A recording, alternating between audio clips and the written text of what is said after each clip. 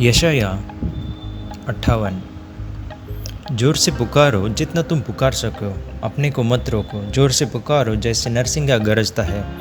लोगों को उनके बुरे कामों के बारे में जो उन्होंने किए हैं बताओ। याकूब के घराने को उनके पापों के बारे में बताओ। वे सभी प्रतिदिन मेरी उपासना को आते हैं और मेरी राहों को समझना चाहते हैं। वे ठीक वैसा ही आचरण करते हैं जैसे वे लोग किसी ऐसी जाति के हो जो वही करती है जो उचित होता है। जो अपने परमेश्वर का आदेश मानते हैं, वे मुझसे चाहते हैं कि उनका न्याय निष्पक्ष हो। वे चाहते हैं कि परमेश्वर उनके पास रहे। अब वे लोग कहते हैं, तेरे प्रति आदर दिखाने के लिए हम भोजन करना बंद कर देते हैं। तू हमारी ओर देखता क्यों नहीं? तेरे प्रति आदर व्यक्त करने के लिए हम अपनी देह को क्षति पहुंचाते हैं। तू हमारी ओर ध्यान क्यों नहीं देता? किंतु यहोवा कहता है, उपवास के दिनों में मैं उपवास रखते हुए तुम्हें आनंद आता है, किंतु उन्हीं दिनों में तुम अपने दासों का खून चूसते हो। जब तुम उपवास करते हो तो भूख की वजह से लड़ते झगड़ते हो और अपनी दुष्ट मुक्कों से आपस में मारामारी करते हो। जब तुम उपवास करते हो तो भूख वही वजह से लड़ते झगड़ते और अपने दुष्ट मुक्कों से आपस में मारामारी करते हो। यदि तुम चाहते हो कि स्वर्ग में तुम्हारी आवाज़ सुनी जाए तो तुम्हें उपवास ऐसे नहीं रखना चाहिए जैसे तुम आजकल रखते हो।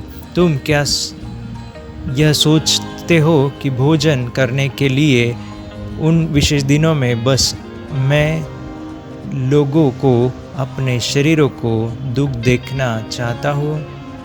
क्या तुम ऐसा सोचते हो कि मैं लोगों को दुखी देखना चाहता हूँ? क्या तुम यह सोचते हो कि मैं लोगों को मुरझाए हुए पौधों के समान सिर लटकाए और शोक वस्त्र पहनते देखना चाहता हूँ? क्या तुम यह सोचते हो कि मैं लोगों को अपना दुख प्रकट करने के लिए राख में बैठना देखना चाहता हूँ? यही तो वह सब कुछ है जो तुम खाना न खाने के दिनों में करते हो। क्या तुम ऐसा सोचते हो कि यहोवा तुमसे बस यही चाहता है? मैं तुम्हें बताऊंगा कि मुझे कैसा विशेष दिन चाहिए। ऐसा दिन एक जब लोगों को आज़ाद किया जाए। मुझे एक ऐसा दिन चाहिए जब तुम लोगों के बोझ को उनसे दूर कर दो। मैं एक ऐसा दिन चाहता हूँ जब तुम दुखी लोगों को आज़ाद कर दो। मुझे एक ऐसा दिन चाहिए जब तुम उनके कंधों से भार उतार दो। मैं चाहता हूँ कि तुम भूखे लोगों के साथ अपने खाने की वस्तुएं बांटो। मैं चाहता हूँ कि तुम ऐसे गरीब लोगों को ढूंढो जिनके पास घर नहीं है, और मेरी इच्छा है कि तुम उन्हें अपने घरों में ले आओ। तुम जब किसी ऐसे व्यक्ति को देखो जिसके पास न कपड़े हो तो उसे कपड़े दे डालो। उन लोगों की सहायता से मुँह मत मोड़ो जो तुम्हारे अपने हो। यदि तुम इन बातों को करोगे तो तुम्हारा प्रकाश प्रभात के प्रकाश के समान चमकने लगेगा। तुम्हारे जख्म भर जाएंगे। तुम्हारी नेकी परमेश्वर तुम्हारे आगे आगे चलने लगेगी और यहोवा की महिमा तुम्हारे पीछे पीछे चली आएगी। तुम तब यहोवा को जब पुकारोगे तो यहोवा तुम्हें उसका उत्तर देगा।